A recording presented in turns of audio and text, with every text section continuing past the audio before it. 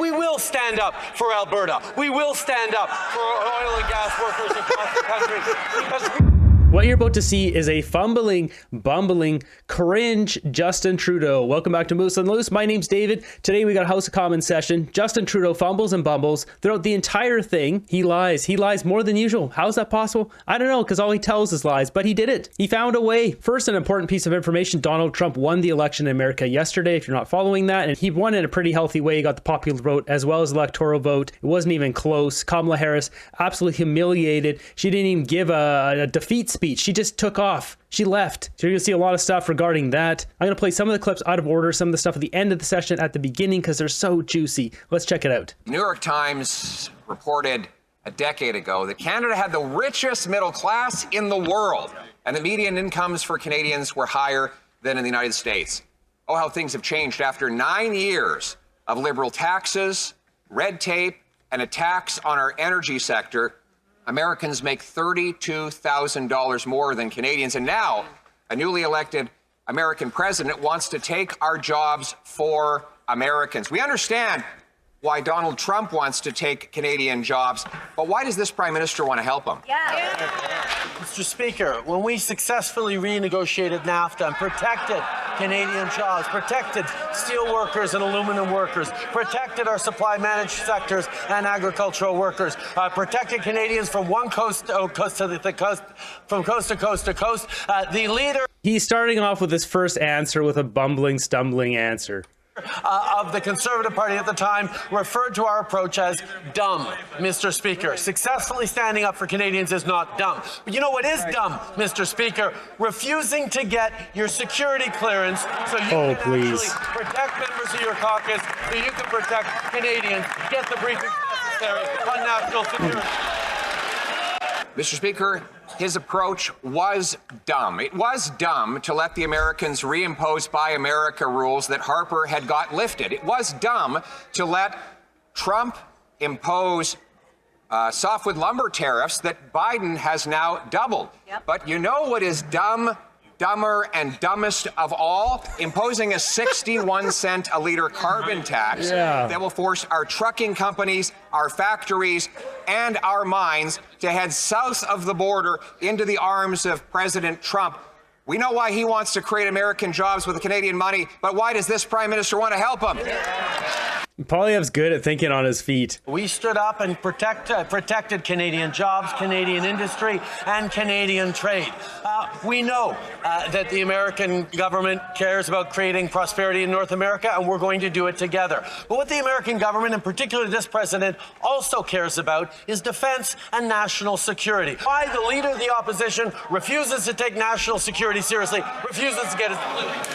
So what Trudeau's doing here is, it's a common tactic, especially for the Liberals. If you just keep propagating a lie and making it bigger and bigger, then it seems more plausible to the average person who's not paying attention that it is real. It's like the 8 out of 10 garbage they keep pushing. 8 out of 10 Canadians are better off, blah, blah, blah. They know that's a big lie, but they keep pushing it and pushing it and pushing it, doubling, tripling, quadrupling down on that lie. They're doing that same thing here with the security clearance. Mr. Speaker, maybe the reason why Conservatives were able to get rid of Buy America and softwood lumber tariffs is because we helped the Americans crush the Taliban and ISIS, whereas this Prime Minister couldn't even shoot down a Chinese weather balloon over northern Canada. Now he wants to impose a tariff on his own companies, a 61-cent a liter carbon tax, 300% higher than it is right now, where there's a 0% carbon tax south of the border. Why does he want to create an avalanche of Canadian businesses, jobs, and paychecks leaving for America? Conservative leader constantly talking down the members of the Canadian Armed Forces, and he will not get his security clearance so he can get the briefing necessary to keep all Canadians safe. Given that we've just seen an American election, I think I can quote another American president who could aptly describe the Prime Minister's economic policy. If it moves, tax it. If it keeps moving, regulate it. If it stops moving, subsidize it. Instead of doing none of the above, which would allow our entrepreneurs to actually build things on their own without sticking taxpayers with the bill. He wants to know our common sense plan? We will repeal the unconstitutional C-69. We will scrap the cap. We will axe the tax. Why won't he call a carbon tax election so that we can bring home these jobs? Sir. Speaker, when we stood up for Canadian jobs, Canadian oil producers, Canadian oil, steel, and aluminum workers, the Conservative Party called that dumb. The leader of the opposition, who desperately wants to become prime minister, refuses to get the necessary security clearances so he can keep his party safe. Mr. Speaker, I've already explained how $500 billion of our dollars have left the country since this prime minister took office. Canadian investment dollars paying American workers while our people can't afford food and homes. But don't take my word on how uninvestable the country has become.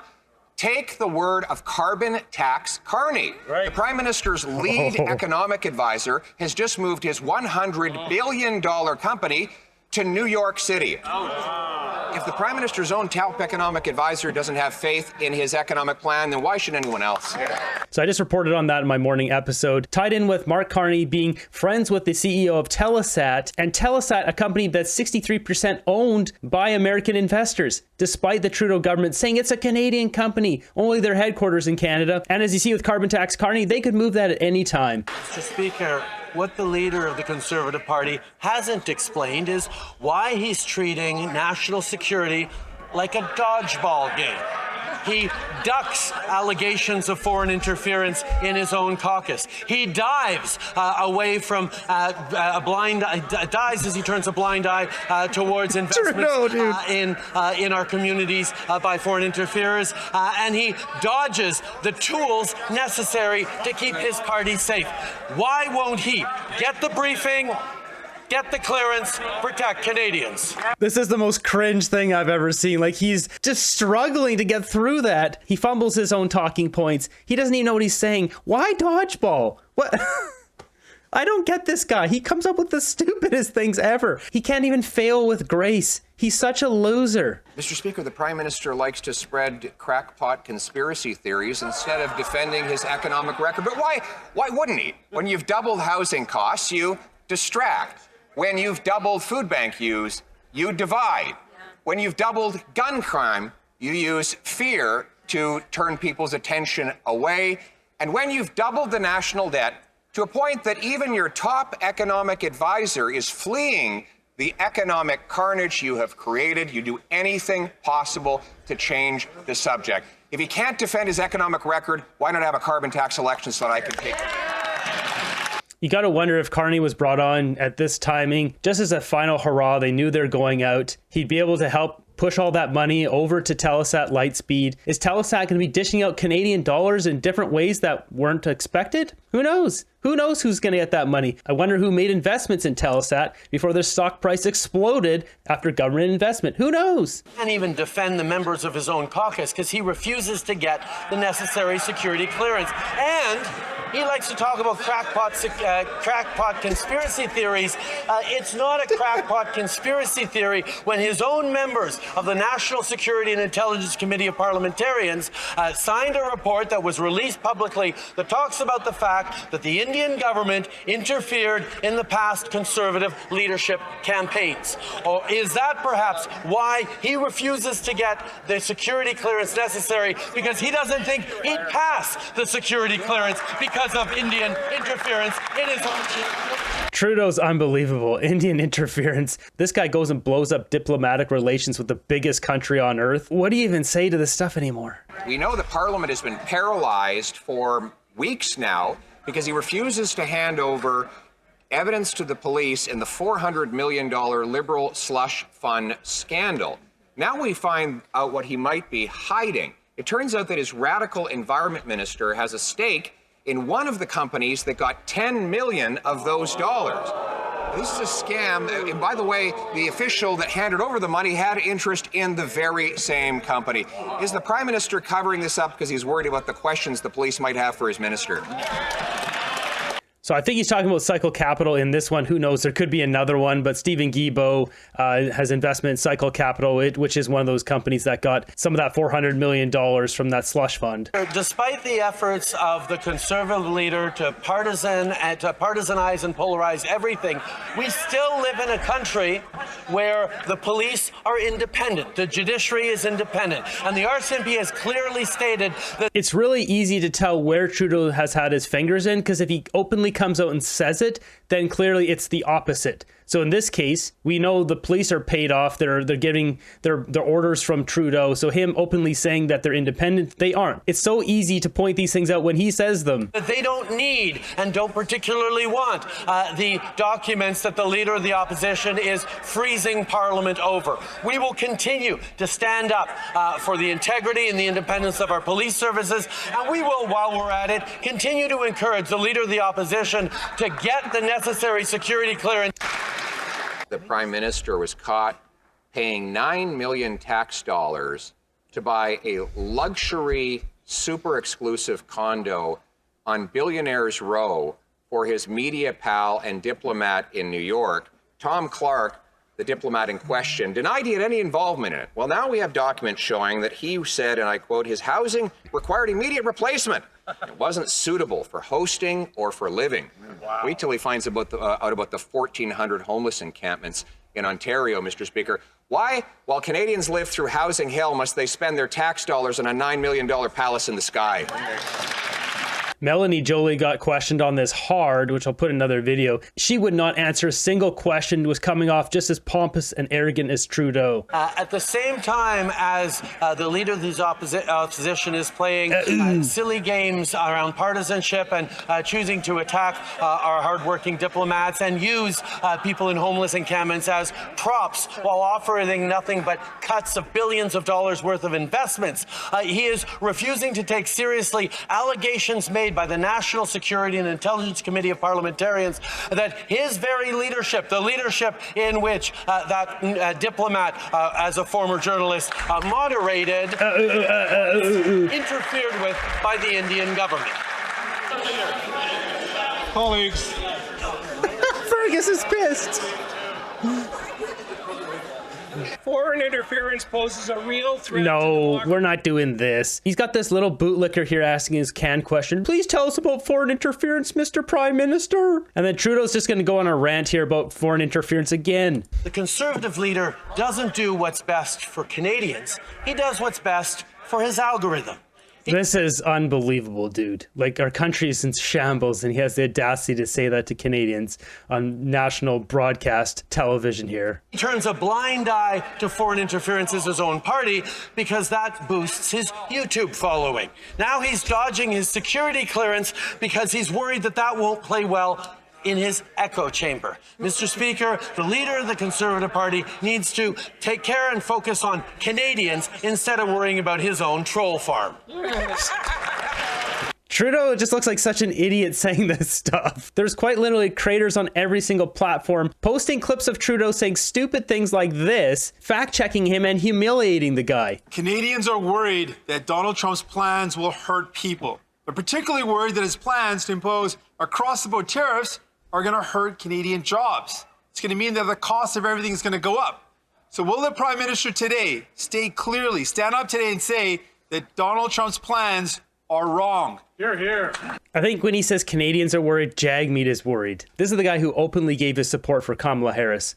Mr. Speaker, as we've demonstrated before, we will continue to work constructively with the American administration. We did it with a Team Canada approach that brought together labor union, businesses, premiers of all different provinces.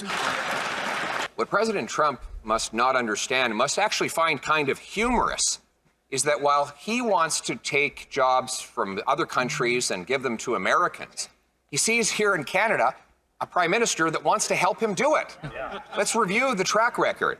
He brought in a massive tax on energy that he wants to quadruple, which will drive our trucking, manufacturing, factories, and other businesses abroad. He raised taxes on investment. He's blocked key energy projects, and he's shipped $500 billion down to the United States.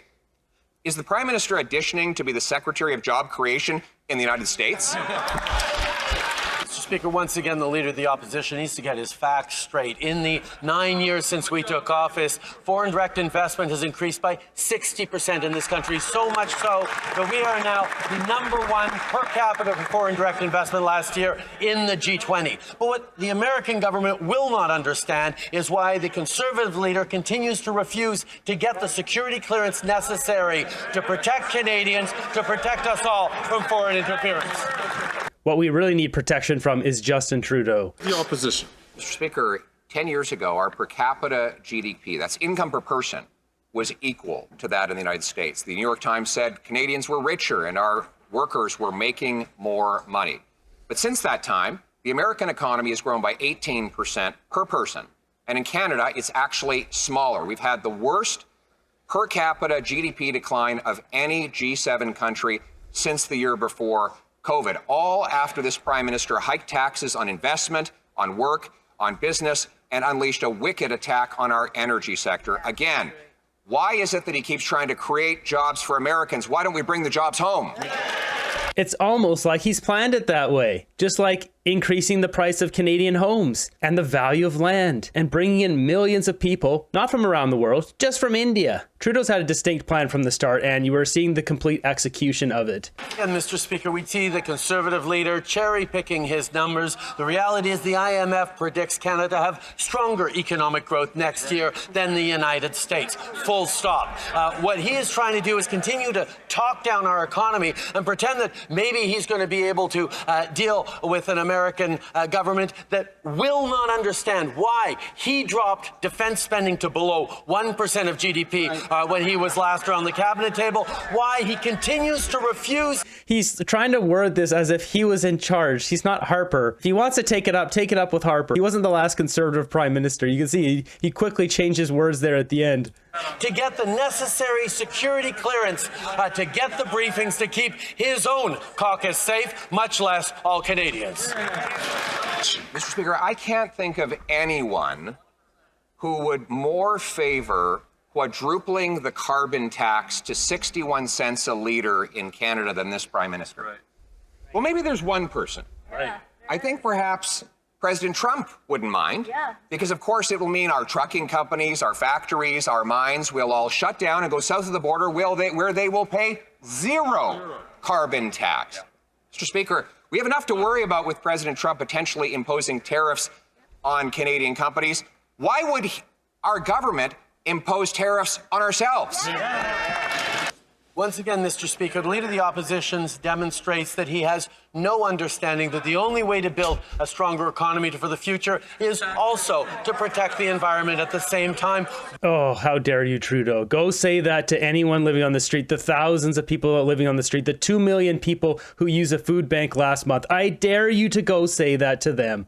While putting more money back in the pockets of Canadians. The Canada carbon rebate puts 8 out of 10 Canadians. No, Trudeau, we're not listening to that barf today. In that segment I deleted for you so you didn't have to hear it, he said gives back more money 3 different ways, 3 different times in that single sentence. This man is a complete traitor to our country. Having capitulated and allowed President Trump to reimpose the softwood lumber tariffs that Stephen Harper had taken off, and now Biden having doubled those tariffs, our softwood industry hemorrhaging jobs. One way to boost the industry is to build some homes. It turns out I've got a common sense plan to cut the wasteful bureaucracy that has built 0 homes and use the savings to axe the sales tax and boost home building by 30,000 new homes per year.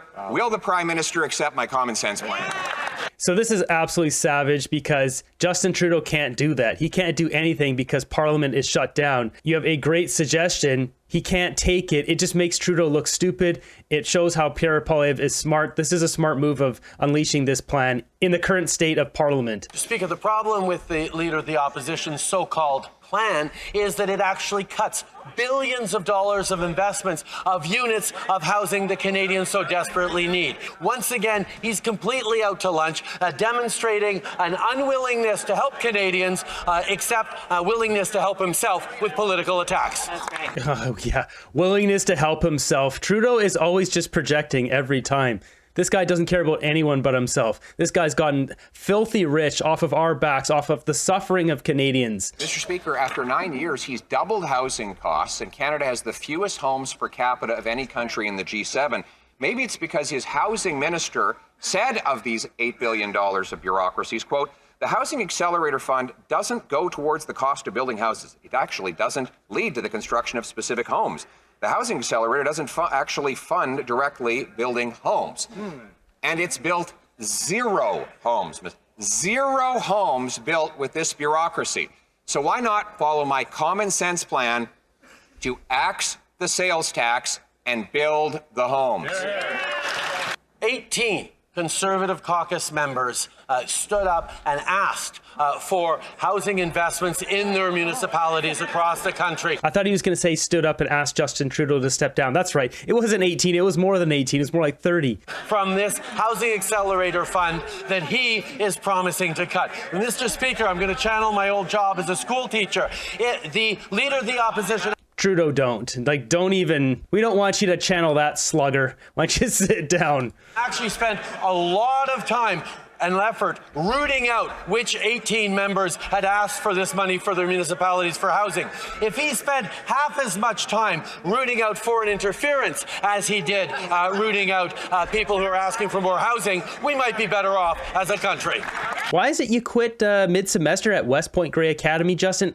Give us a refresher. I can't remember. What was it? No, these MPs were just trying to solve the case of unsolved mysteries. Yes. Where are all these homes? They said, can you point out any one of them? And so they wrote the minister 18 letters, and he got 18 letters, and he couldn't respond with even one home that his $8 billion bureaucracy has built. All these 18 MPs tried to help the hopeless minister. So let me try again with a real plan to build the homes. Axe the tax. Trudeau's just getting humiliated here. Mr. Speaker, the MP for St. Albert Edmonton asked, the requested federal funding is critical to making this needed development a reality, a development that will help address the significant shortage of affordable housing options in the community. At the same time, the mayor of Butternut Valley in New Brunswick pointed out... Butternut Valley? Is this a real place? That this is a program we need, and even the local MP had said this funding will provide much needed housing in the city. For the last 15 seconds, please, and so that I can hear what is happening or what the question is being answered. The Right Honourable Prime Minister.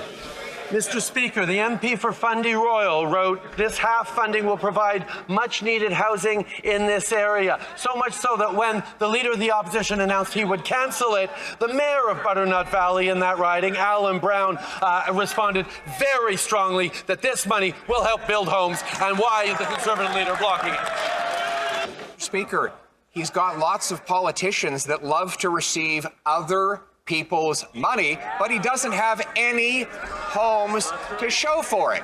And listen, he's too afraid to have a carbon tax election. Right. Let's have a compromise here.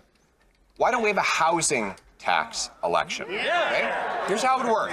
The MPP Liberals will campaign on giving the billions more to bureaucracies, and we'll campaign on a plan to axe the tax and build the homes. What do you say? Housing tax?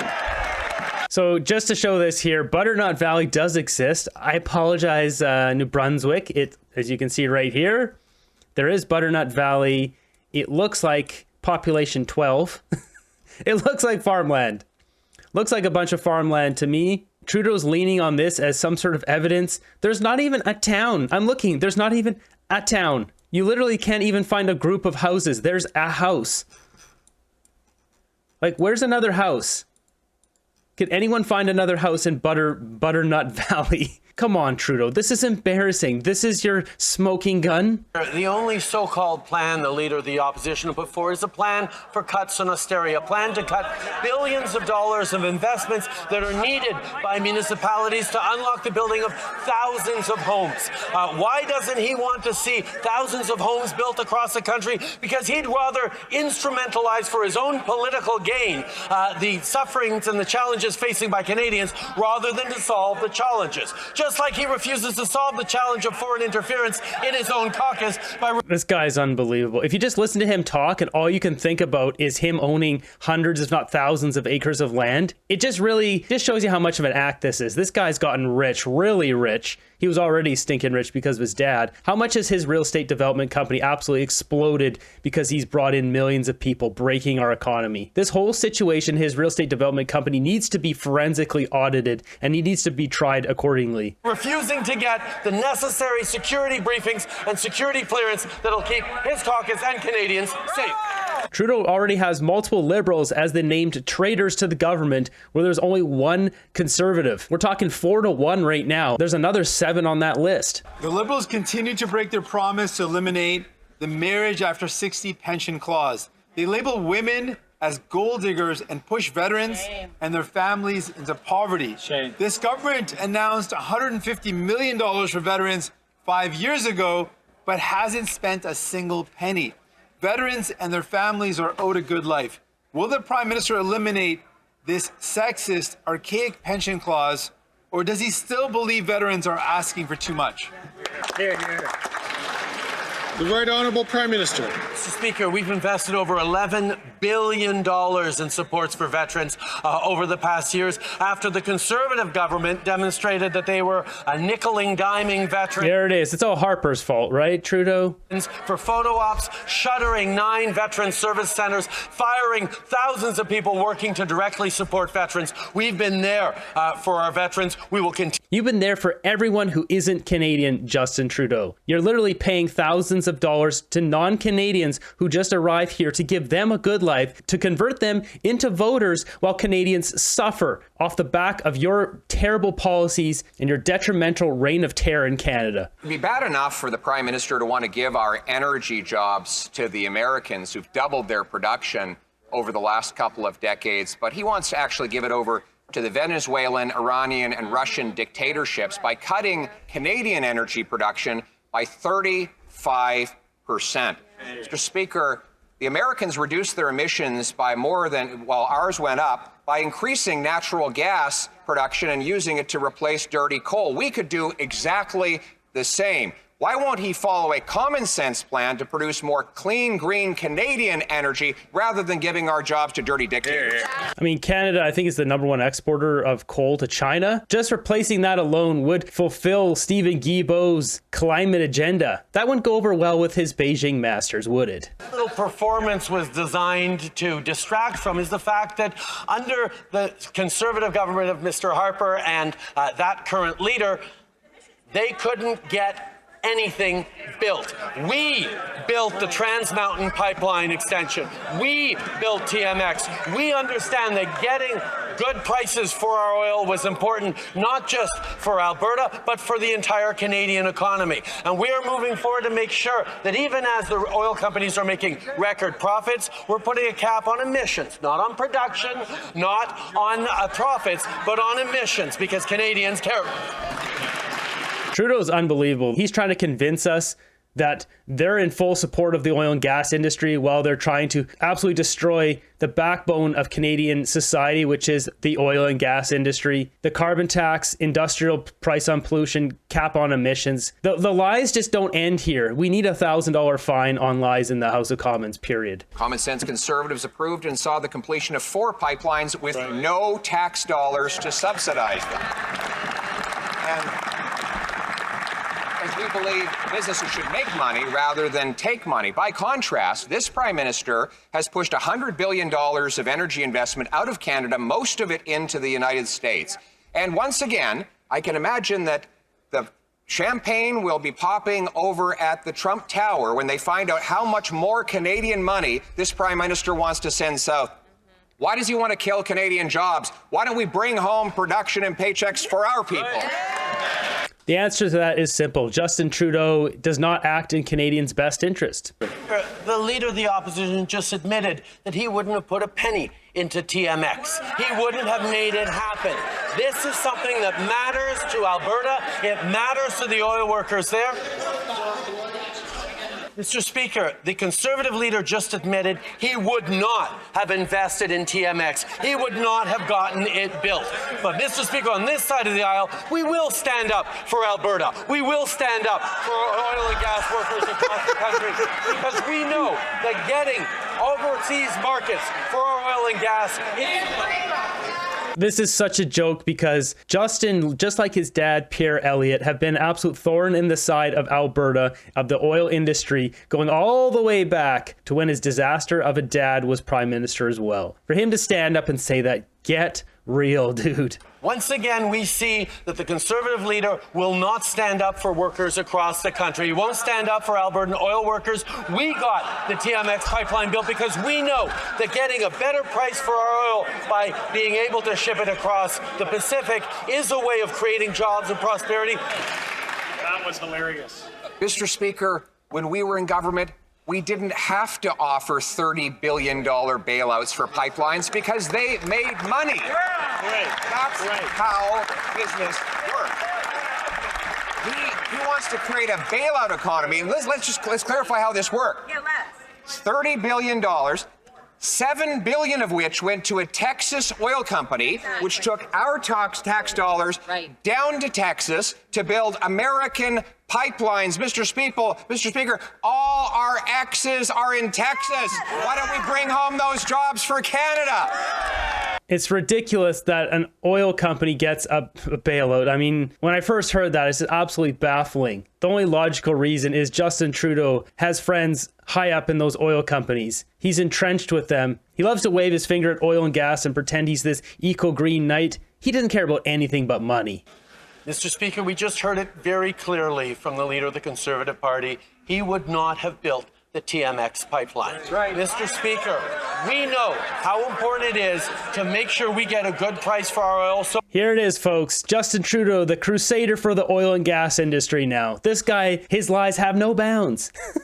an opportunity for energy workers, not just in Alberta, but right across the country. The Conservative leader does not understand how to build a strong future or how to build a strong economy. That's it. Because we have such a strong future and such a strong economy right now, right, Trudeau? Donald Trump is re-entering the White House. We know that one of his first acts was to withdraw from the Paris Agreement. Can the Prime Minister update us? What is the government of Canada and like-minded countries doing to protect the multilateral international system, as flawed as it may be, to deliver on climate action? What has become increasingly clear to everyone around the world, whether it's citizens or investors or governments of all political stripes, is you cannot have a plan to grow the economy and support your citizens if you don't at the same time have a plan to reduce emissions and fight climate change. Tell that to China and India and Vietnam and everywhere else that produces everything that goes around this planet, Trudeau. We're not stupid.